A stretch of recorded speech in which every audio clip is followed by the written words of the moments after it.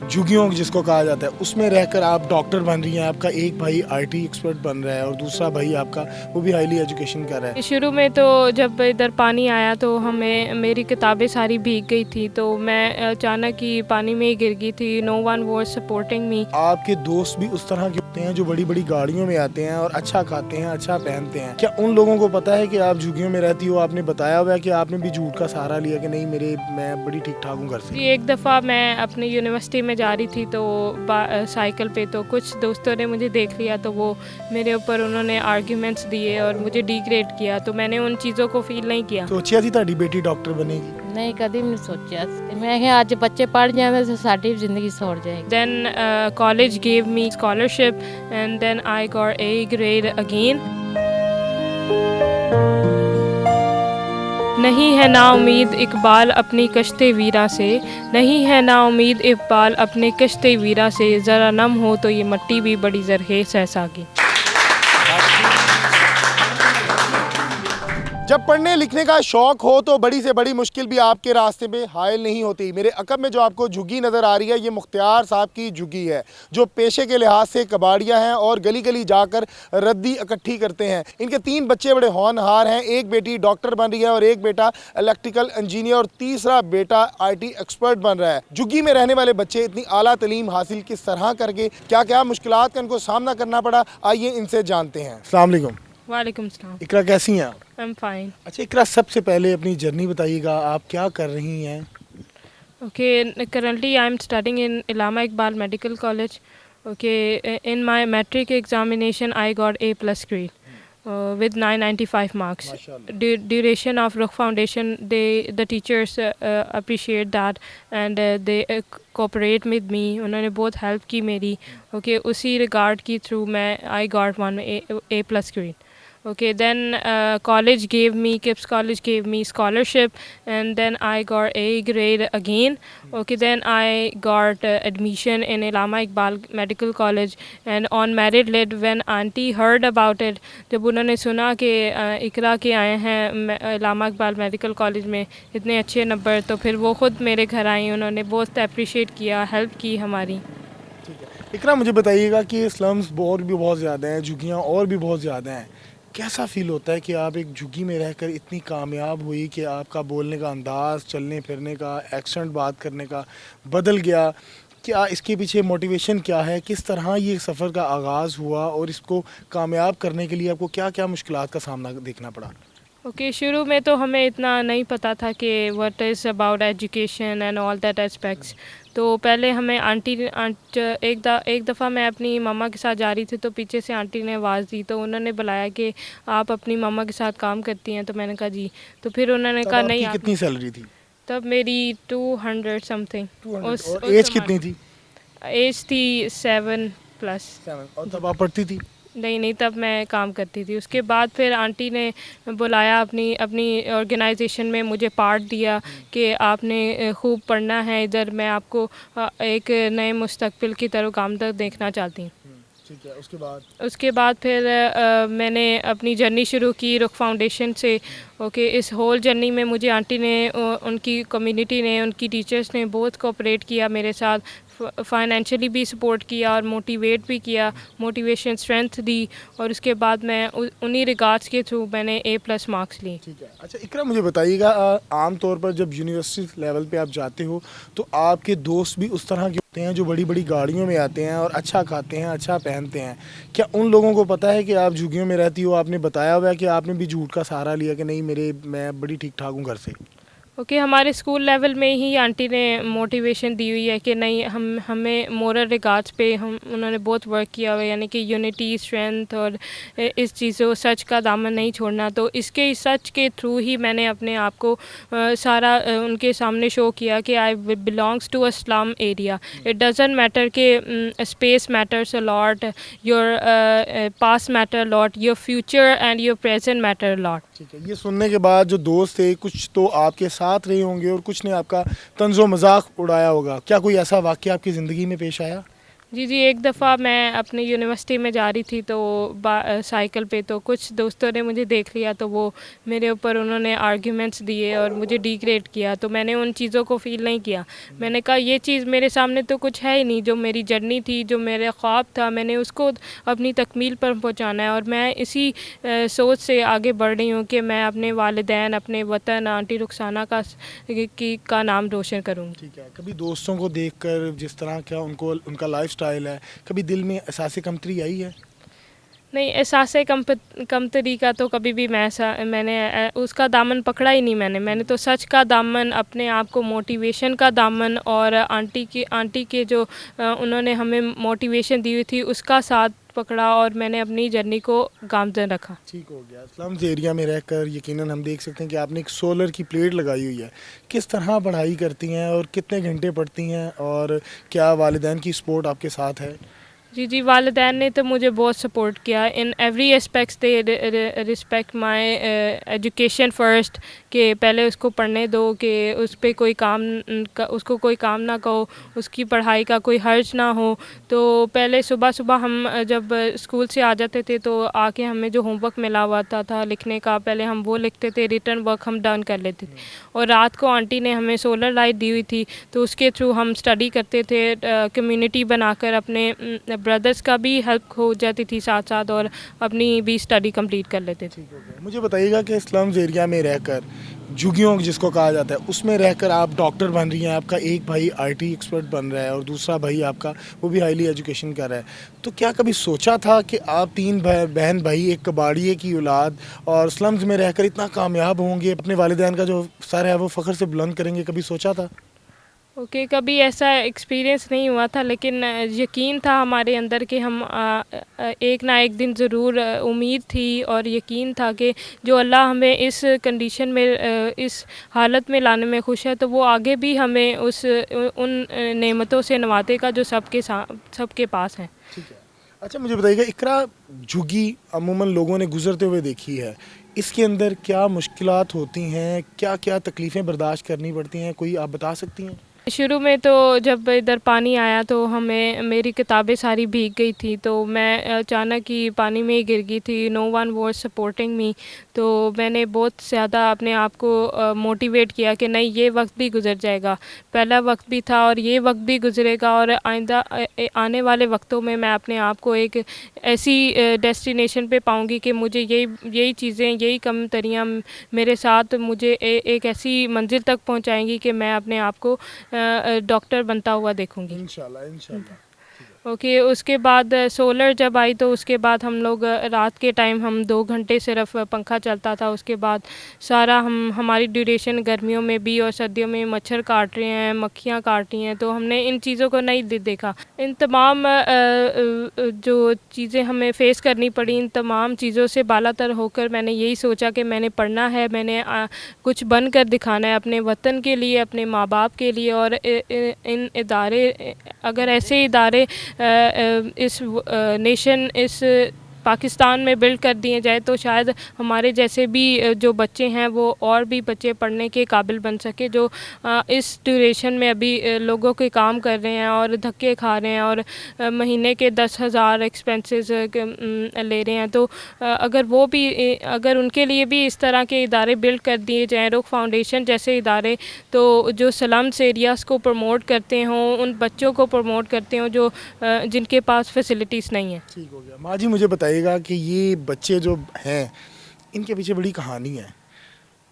अमूमन देखा गया है कि झुग्गी वाले जो होते हैं वो अपने बच्चों को काम पर लगा देते हैं महज सिर्फ 1000-2000 के लिए। आपने वो 2000-3000 को नज़रअंदाज किया और अपने बच्चों की स्टडी की तरफ तवज्जो दिलाई।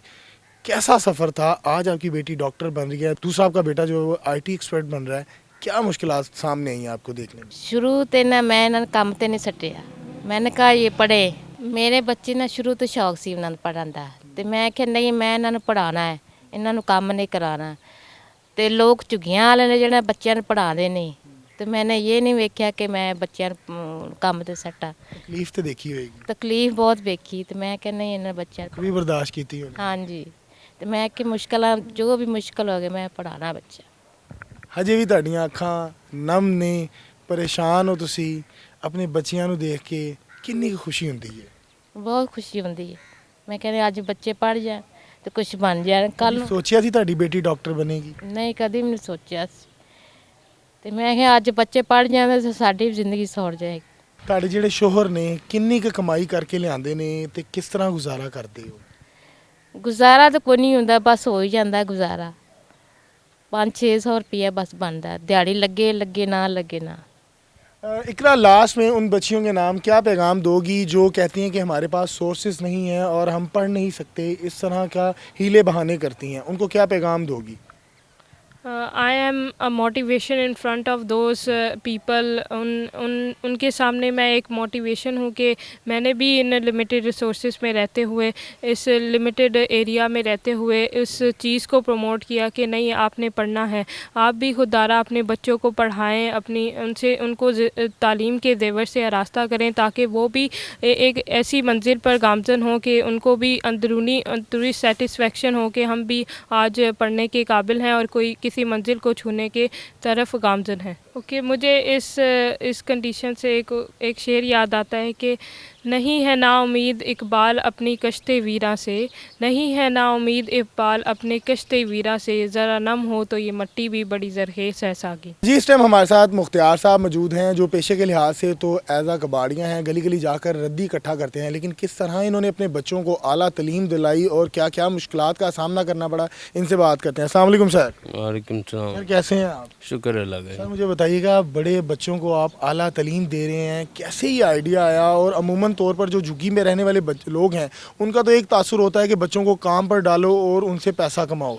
क्या कभी आपको ऐसा ख्याल नहीं आया या किसी ने ऐसा मशवरा नहीं दिया आपको? नहीं, मुझे तो यही सोचा है हमने भी, चलो मेरे बच्चे पढ़ जाएं, लिख पढ़ कर कोई किसी काम पे लग जाएंगे। तो क्या कब से आपने काम शुरू किया, कब आइडिया था कि यार मैंने बच्चों को पढ़ाना है? शुरू से ही मैंने यही ध्यान में रखा है कि अपने बच्चों को काम पे नहीं लगाना, पढ़ा कर फिर कहीं काम पे लग जाए तो सही है। ठीक है। और ये झुग्गी में आप कब से रह रहे हैं, कितना अरसा हो गया आपको? इधर तो 8-10 साल हो गए हैं। 8-10 साल हो हाँ गए। जी, ये प्लाट में। हाँ जी। मुश्किलात तो बहुत सामना करना पड़ता है, पानी, बारिश, अंधेरी। हाँ जी, वो तो है। पिछली दफ़ा बारिश आई तो इतने तरह पानी हो गया था, बहुत ही डूब गए, इनकी किताबें भी डूब गई, सब कुछ तबाह हो गया उसमें। बस आस्ता सा फिर बना ली फिर। अली हमज़ा, मुझे बताइएगा कि आप क्या कर रहे हैं और क्या विजन है आपका ज़िंदगी में, क्या मुस्तकबिल में बनना चाहते हैं? अस्सलाम वालेकुम, my name is Ali Hamza. मैं किप्स कॉलेज में पढ़ता हूँ, ICS कर रहा हूँ कंप्यूटर साइंस से।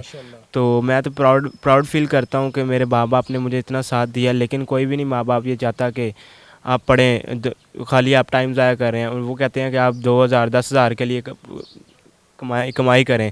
तो मैं तो प्राउड फील करूँगा रुख फाउंडेशन का और इन्होंने मुझे इतना हौसला दिया। अली हमज़ा, मुझे बताओ कि आम तौर पे देखा जाता है कि झुग्गियों में रहने वाले जो लोग हैं उनका तासुर होता है, उनका एक माइंडसेट होता है कि बच्चे जो बड़े हुए उनको 5-5, 6-6 हज़ार के अवज़ जो है वो काम पे लगा दिया जाता है, as a maid, as a helper.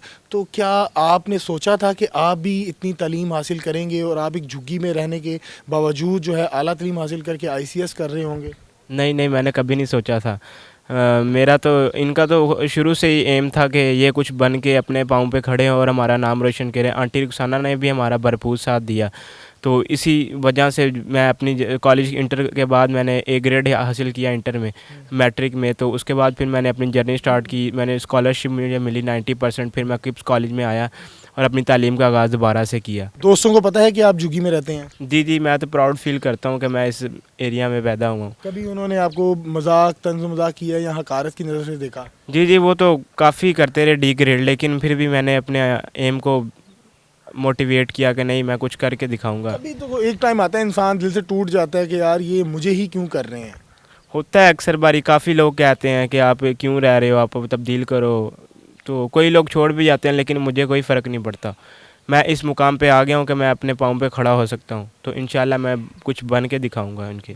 आपको अपने मौजूदा हालात बताते हुए वो तो नहीं होता कि यार मैं नहीं कहूँगा कि मैं झुग्गी में रहता हूँ, अक्सर होता है कि लोग अपना माजी भूल जाते हैं? नहीं, प्राउड फील करता हूँ, मैं तो इधर ही रह रहा हूँ।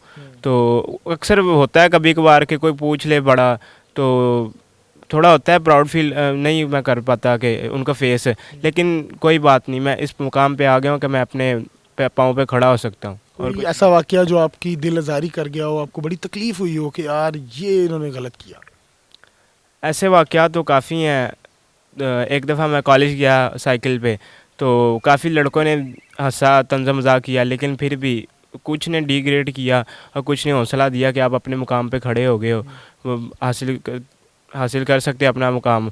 तो मैं उनके साथ फिर मिला, फिर उन्होंने मुझे समझाया वगैरह, फिर मुझे हौसला हुआ, फिर मैं अपनी दोबारा स्टार्ट की। अपनी मंजिल पे पहुंचकर आप क्या करोगे? क्या आपने माइंड सेट किया कि मैं जब कामयाब हो जाऊंगा तो मैं ऐसे करूंगा, मैं ऐसे करूंगा? कुछ सोचा हुआ है?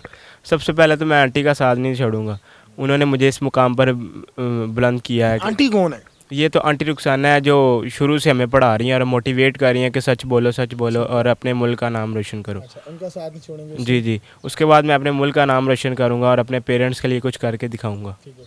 मुख्तार साहब, कितनी खुशी ਹੁੰਦੀ है ਜਦੋਂ ਤੁਹਾਡੇ ਬੇਟੇ ਬੇਟੀਆਂ ਇੰਗਲਿਸ਼ 'ਚ ਗੱਲ ਕਰਦੇ ਨੇ ਤੇ ਕੀ ਮਹਿਸੂਸ ਹੁੰਦਾ ਤੁਹਾਨੂੰ? बहुत अच्छा महसूस हो रहा है जी, बहुत अच्छा इंशाल्लाह। ਕਦੀ ਸੋਚਿਆ ਸੀ ਕਿ ਤੁਹਾਡੇ ਬੱਚੇ ਇੰਗਲਿਸ਼ 'ਚ ਗੱਲ ਕਰਨਗੇ, ICS ਕਰਨਗੇ, ਇੱਕ ਬੇਟੀ MBBS ਕਰੇਗੀ? नहीं कभी नहीं सोचा था, इंशाल्लाह ये सोचा था पढ़ जाना इंशाल्लाह बस। ਸਰ ਜ਼ਿੰਦਗੀ 'ਚ ਕੋਈ ਐਸਾ ਲਮਹਾ ਜਿਹਨੇ ਤੁਹਾਨੂੰ ਬੜਾ ਤਕਲੀਫ ਦਿੱਤੀ ਹੋਏ, ਜਿਸ ਤੋਂ ਬਾਅਦ ਤੁਸੀਂ ਟੁੱਟ ਗਏ ਹੋ ਕਿ ਯਾਰ ਇਹ ਮੇਰੇ ਨਾਲ ਜ਼ੁਲਮ ਹੋਇਆ? कोई नया हो या लम्हा तो कोई नहीं आया इंशाल्लाह आज तक। अली रज़ा, आप क्या कर रहे हैं और आप अपना इंट्रोडक्शन करवाएं? My good name is Ali Raza and I completed a matric A grade and inter I also fine 8th grade, and in university I study bachelor in IT program, and now I am able to learn more things. और अपने मैं ये मेरा ये ख्वाब है कि मैं अपने वालिदैन के लिए कुछ बन के दिखाऊं और इनके लिए इनका हैंड बाजू बनूं और अपने मुल्क का नाम रोशन करूं। और जिन लोगों ने भी मुझे साथ दिया मैं उनका दिल से शुक्रिया अदा करता हूं और इंशाल्लाह मैं इनको कुछ बन के दिखाऊंगा। और अली रज़ा, मुझे बताओ कि कितने घंटे पढ़ाई करते हो और लाइट का किस तरह इंतज़ाम होता है? क्योंकि मैंने देखा आपको कोई लाइट नहीं लगी हुई, किस तरह ये मैनेज करते हैं आप? पहले तो लाइट का काफ़ी इशू था। स्कूल से आते थे तो फ़ौरन हम खाना खा के पढ़ने बैठ जाते थे। लिखना काम दिन को किया रोशनी के अंदर, और रात को फिर हम शाम के अंदर ड्यूरेशन में ही हम तो कम आवर्स में पढ़ लेते थे। तो काफ़ी मुश्किलात का फेस करना पड़ा, लेकिन उसके बाद फिर आंटी ने एक सोलर लेके दी है, तो अब थोड़ी कम मुश्किल होती है, फेस करनी पड़ती है, लेकिन गुजारा तो हो रहा है। नाज़रीन, मेरे साथ वो होनहार बच्चे मौजूद थे जिन्होंने पढ़ लिख कर ये साबित कर दिखाया कि अगर आपने पढ़ना लिखना है तो कोई भी बड़ी से बड़ी मुश्किल जो है उससे आप बालातर हैं, आप उसको नज़रअंदाज करेंगे। और ये कबाड़ का काम करते हैं और झुग्गी में रहते हैं, लेकिन एक बेटा इनका ICS कर रहा है और दूसरा IT एक्सपर्ट बनने जा रहा है। नाज़रीन, जब आपका पढ़ने का दिल हो, मन हो, तो आपको कोई भी फैसिलिटेट सहूलियात ना भी हो तो आप वो कर जाते हैं जो आपके दिल के अंदर करने का अरमान होता है। अपनी राय से कमेंट सेक्शन में ज़रूर गा कीजिएगा। मुझे दीजिएगा इजाज़त, अल्लाह ने के बाद।